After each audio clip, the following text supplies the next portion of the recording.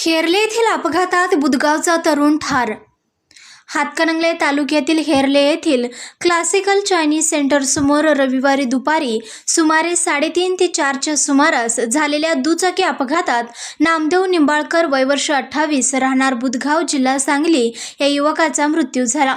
प्राथमिक माहितीनुसार नामदेव निंबाळकर हे MH10DA 5910 क्रमांकाच्या स्प्लेंडर मोटरसायकलवरून बुधगावहून कोल्हापूरच्या दिशेने जात असताना हेरले येथील क्लासिकल चायनीज सेंटर समोर हा अपघात घडला।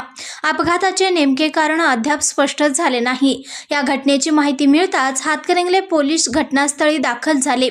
घटनास्थळी पंचनामा करून मृतदेह पुढील वैद्यकीय व कायदेशीर प्रक्रियेसाठी शवविच्छेदनासाठी पाठवला।